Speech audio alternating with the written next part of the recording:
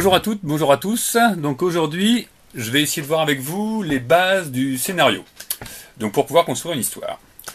Alors déjà, on va créer son personnage. On peut s'inspirer de soi-même, donc créer un personnage.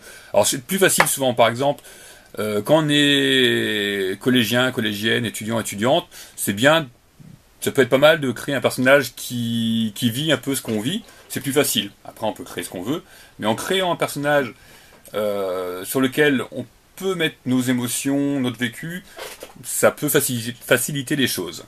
Après, rien n'empêche de créer un personnage qui vit dans un autre monde, qui a un autre âge, etc. Ce qui peut être pas mal, c'est de créer un personnage qui soit rapidement identifiable. Qu'on le dessine grand, petit, qu'on le repère facilement. Vous avez peut-être remarqué que souvent les personnages de bande dessinée sont habillés tout le temps de la même façon. Ça permet d'identifier très facilement le personnage. D'ailleurs, moi-même, dans les vidéos, je suis tout le temps habillé de la même façon. Alors, vous inquiétez pas, je me change de temps en temps. Simplement, j'ai décidé que pour créer une unité, je mettais toujours ce même sweat pour les vidéos. En fait, je mets que pour les vidéos. Ça permet de créer une identité. Donc les personnages, par exemple, Spirou, il est toujours habillé en rouge avec son calot sur la tête. Lucky Luke, il est toujours habillé pareil. Titeuf, pareil. Voilà. Ça permet de tout de suite identifier le personnage très facilement. Dans un premier temps, on va se poser quelques questions. On va se poser la question de quand. On va se poser la question où. Qui. Quoi. Comment. Et pourquoi. Donc on va se poser ces questions. Donc quand, ça va permettre de se dire, bon, est-ce que ça se passe dans le passé, à quelle époque? Est-ce que ça se passe de nos jours? Est-ce que ça se passe dans le futur? Est-ce que ça se passe dans un monde fantastique? Voilà. Donc quand, voilà. Où, ben ça se passe, est-ce que ça se passe dans une ville? Est-ce que ça se passe à la campagne? Est-ce que ça se passe sur d'autres planètes? Est-ce que ça se passe dans un lieu fantastique? Qui? Ça va être qui est votre personnage principal ou qui sont vos personnages principaux? Je reviendrai après. Quoi? C'est-à-dire qu'est-ce que va faire votre personnage? Voilà, parce que s'il reste immobile, ça va être un peu pénible. Comment il va le faire? Quels moyens il va mettre en œuvre pour faire ce qu'il veut faire? Et, très important, pourquoi? Pourquoi va-t-il faire tout ça? Alors, par exemple, quand, admettons, je sais pas moi, quand, au Moyen-Âge.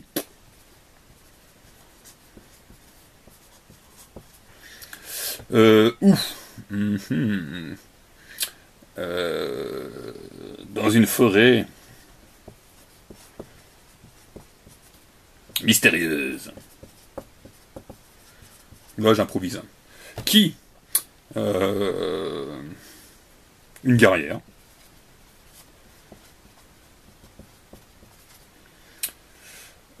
Quoi? Donc, c'est-à-dire, que va-t-elle faire?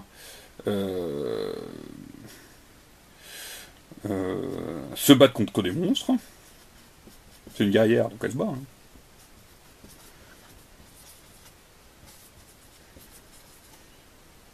Comment, avec des pouvoirs fantastiques, voilà, hein, pourquoi faire.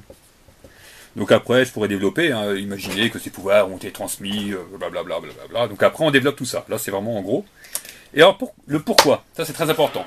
C'est le genre d'histoire que je peux avoir très rapidement, enfin très souvent, pour les plus jeunes. Voilà, un guerrier ou une guerrière qui tabasse des monstres. Hein.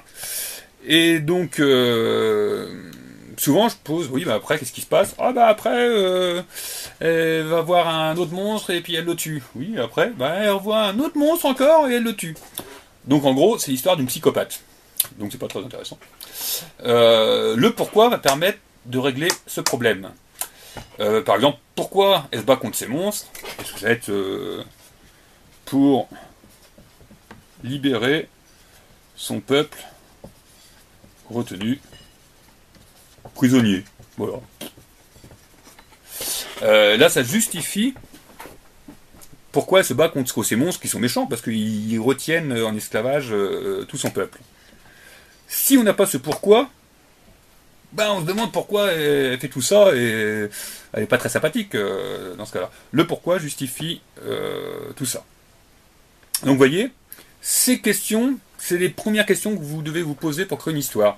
Quand, où, qui, quoi, comment, pourquoi.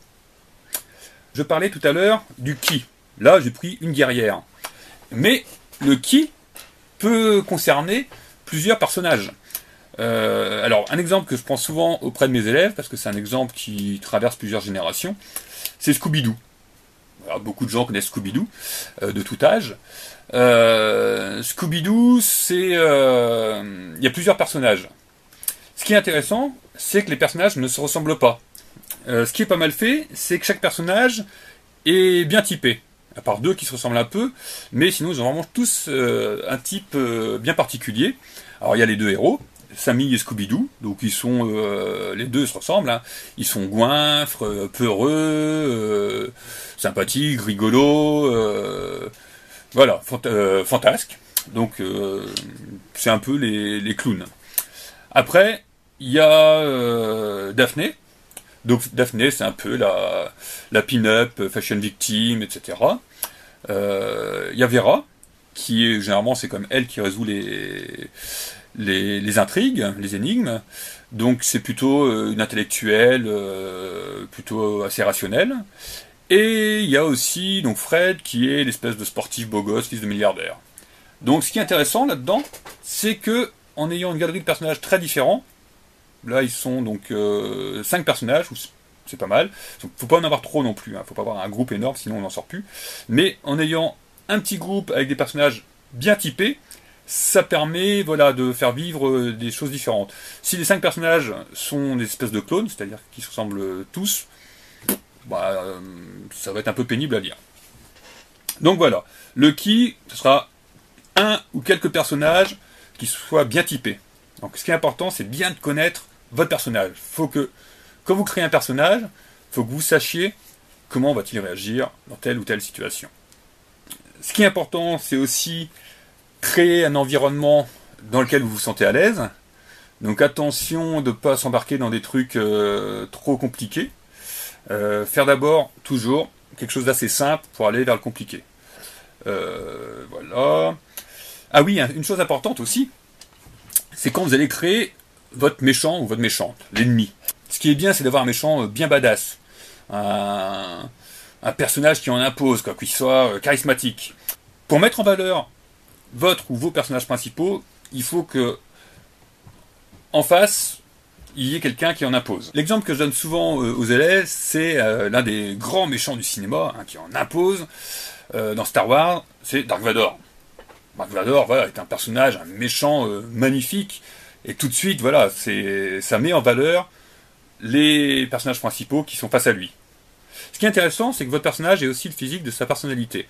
C'est quand on le voit, donc surtout le visage, mais la tenue vestimentaire aussi, on comprenne qui il est. Qu'on s'identifie, enfin qu'on comprenne tout de suite qui est le personnage et qu'on suive bien l'histoire. Donc, alors, ou un personnage bien typé, qu'on connaisse tout de suite, etc., son caractère, etc., ou alors un personnage un peu plus lisse, un peu moins typé, où chacun va pouvoir s'identifier quel qu'il soit, mais dans ce cas-là, si le personnage est plus lisse, il va falloir autour de lui une galerie de personnages autour qui soit vachement bien typé. Alors le meilleur exemple pour ça serait Tintin. Tintin est un personnage très lisse. Chacun et chacune peut s'identifier à Tintin parce qu'il est vraiment il est très lisse, il n'a pas de défaut, voilà, c'est une page blanche. C'est une page blanche, c'est ça qui est bien vu d'ailleurs de la part d'Hergé. Chacun peut s'identifier à Tintin, mais pour contrebalancer à ça, il est entouré de personnages tous les plus fantasques les uns que les autres. Haddock, Castafiore, Tournesol, les Dupont. Alors une fois que vous avez répondu à toutes ces questions, ce qui va être intéressant, c'est peut-être de commencer à illustrer, peut-être pas partir tout de suite sur la bande dessinée, c'est peut-être de commencer à faire des dessins sur cette thématique.